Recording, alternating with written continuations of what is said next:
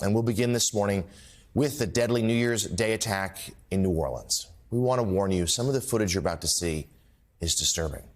Surveillance video shows the moment that a man drove a pickup truck into a crowd of people celebrating the new year on Bourbon Street early yesterday morning.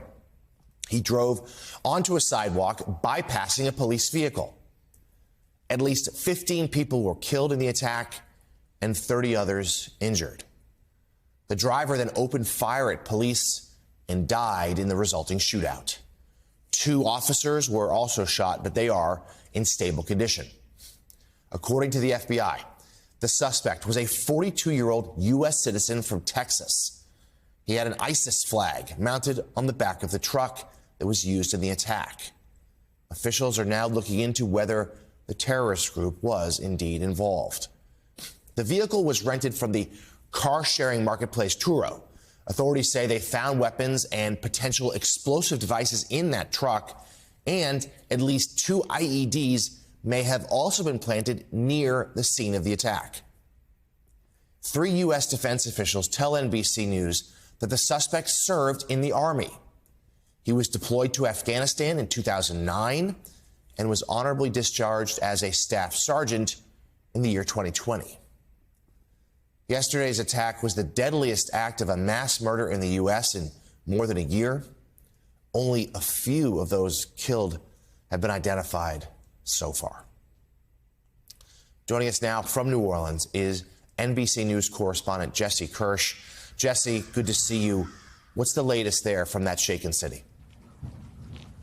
Yeah, Jonathan, good morning to you. I am standing outside of the Superdome. It is set to host the Sugar Bowl this afternoon. That game was initially supposed to be played yesterday, last night, but that has been postponed because of the events in the early hours of New Year's Day. This is also set to be the host site for the Super Bowl in less than 2 months. So a lot of attention on the security situation here right now. I can tell you that people coming to this game today are to expect heightened security measures. Among them, people parking at the Superdome itself are subject to security screenings. I can also tell you what we've seen over the last 24 or less than 24 hours. When we got here yesterday morning, the barricades along the curb here stopped back there, but now they extend to the end of the curb. And there were always going to be a lot of people watching this football game, but now it and this city are under the microscope for a very different reason. Hours after that bloody attack on Bourbon Street, growing questions about the physical barriers used to secure the area. Devices known as bollards, typically short stainless steel posts, are often used in high-profile parts of cities and towns to help control crowds and vehicles. But on Bourbon Street, the bollards weren't there.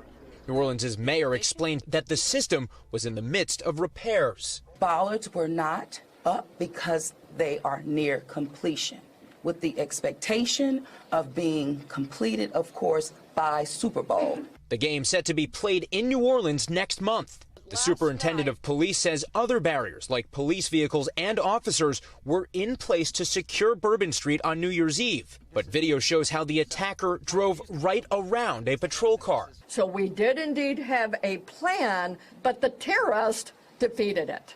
Anything that is currently in the midst of being repaired had a backup replacement for last night. Vehicles and officers were there where all of those ballasts have been. We had that. We knew. So we did have it. And like I said, in this particular case, terrorists just went all the way around up onto the sidewalk. Was someone getting up on a sidewalk considered impossible or nearly impossible, or was this not something you expected you would have to account for? Yes, of course, it wasn't something we expected to account for. New Orleans, the latest high-profile deadly ramming attack following the German Christmas market attack last month, the Berlin truck attack in 2016, and the one in Nice, France that same year. Jose Liris was visiting New Orleans and left the area just before the attack. The metal barricades were not up, just the standard plastic ones like you see there. There was police there at the entrance, a lot of police there, but the metal barricades were not up. A city website showing what the new bollards may look like says the project is set to be completed next month. But a nationally televised college football playoff game is supposed to be played here. New Orleans City Council member Helena Moreno says the city is ready. Do you think New Orleans can host a football game here this week safely? I'm going to tell you this, that right now, so many resources are being deployed down to the city of New Orleans that no doubt about it, we will host a safe game. Everything from federal resources, state resources, additional intelligence, like you name it. It's like that's all happening. And Jonathan, I want to go back to that press conference exchange I had with police there for a moment. Again, they say they did not think they needed to account for a vehicle going up on the sidewalk and plowing through Bourbon Street that way. But clearly, those gaps were wide enough for a vehicle to make its way up onto the curb and go down that very busy street on New Year's morning.